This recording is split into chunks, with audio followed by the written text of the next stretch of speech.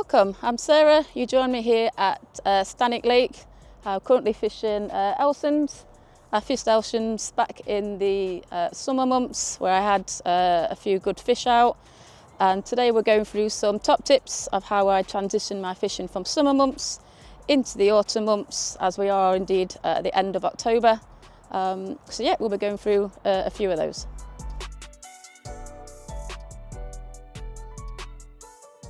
Elsons is a 6.5 acre lake with a stock of around 140 carp.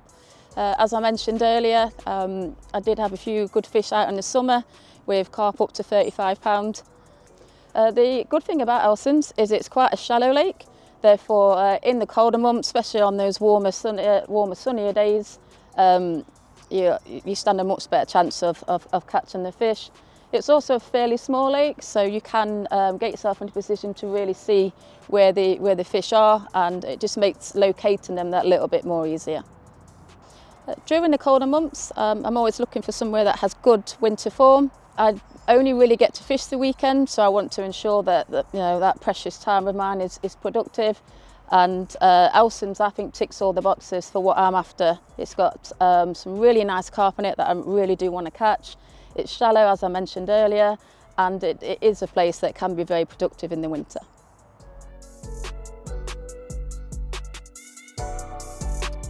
I'm not an angler that typically changes where I would fish just because of the season change. I like to let the carp sort of dictate where they are. I know it's quite common to maybe think about moving into deeper, siltier water as we get into autumn. And I would if the carp was saying that they were there, but naturally I keep to the same approach in terms to my spots. I turn up, try and locate the fish, and I'll have a go from there. Back in the summer, when I had quite a few successful trips down here, my approach was to fish in the weeds. The reason I did that was because it wasn't overly thick, and it was absolutely teeming with naturals, and I think we can get into a bit of a habit of thinking that we need to be finding those firmer, clearer spots. Whereas on that particular trip, I opted to fish it in the weeds using spinner rigs, really long booms with light leads, and the carp responded so well. I didn't have to bait heavy. I didn't really have to be overly accurate either, because there's so much weed out there. But as long as I was amongst the weeds, where they were clearly getting their heads down, enjoying the naturals, they were tempted by my pop-up, and as a result I had some really good fish. And it makes sense to start off like that in this session, mainly because when I arrived, I've had a lead around, I've had the marker out, and I'm bringing in lots of real fresh green weed that's teeming again with snails and little bugs. So it made sense, with it being so successful last time, to at least start off like that for this trip. On this particular trip, as I've gone further into it, I've noticed that the carp are definitely in the upper layers. In the night as well, not just in the day, they are definitely enjoying the upper layers at the minute. So it makes sense to change and try and get a bite on zigs. So I'm in about 5 foot of water, and from what I've seen, they are sort of just under the surface. Sometimes the birds swoop down and you can see them disturbing them. So I've put a couple of zigs out in order to try and catch one out. I'm not a big fan of zigs, I have to be honest, but they can be really, really effective. And as I said, you've got to be responsive. They're telling me they're up in the water, so it makes sense to have a go on the zigs.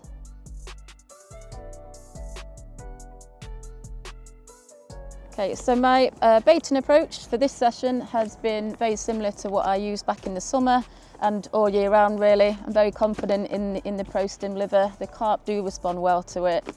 The only difference I've made this time around is I've scaled down a bit. In the colder months, I do tend to fish for a bite at a time. So, if it's obvious that the carp are really responsive and they're really having it, then yeah, of course, I'll put a lot more out. But all I've done is found my spot with the marker, catapulted probably about 10 baits around where I'm fishing, and it worked back in the summer, so I was kind of hoping that I'd get the same result this time around. So when the fishing really slows down, I tend to move to the live system, so we're sort of into winter now, if you like, and to aid the digesting, I will use assorted sizes, so 10 mil, I'll crush a bit up, chop them up, so it's just a nice, much more manageable mix. So that would be my approach to the winter. However, I've not changed anything this time of the year. As I said earlier, we're late October. I'm more than confident in using the Pro Stim. The fish are still active, and I don't feel I need to make any changes just yet.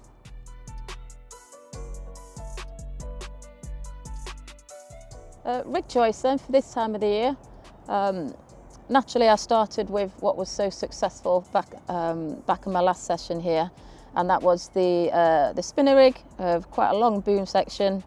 And the reason it was so long is because, obviously, as I mentioned earlier, I'm fishing in the weed.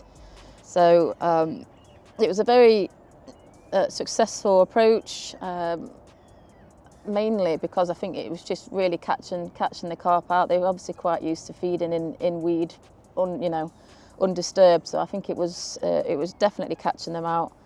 And that's certainly what I tried when I first arrived on this session.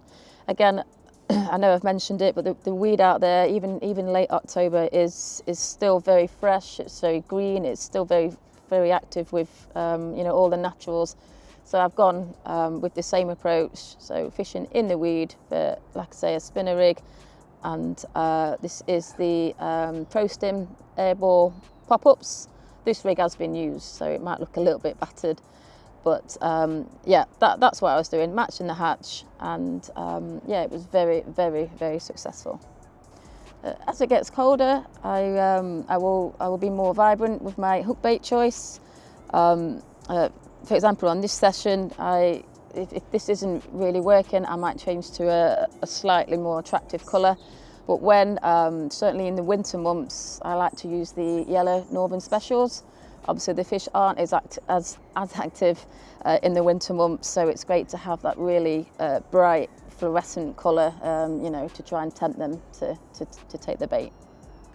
Another autumn tactic that I like to use is solid bags. I do use them throughout the year, but I do find you can get quite a quick bite even in the autumn when the fishing is starting to slow down a bit. Just that little parcel of bait can be all too tempting. And yeah, you can get those extra 1 or 2 bites throughout your session.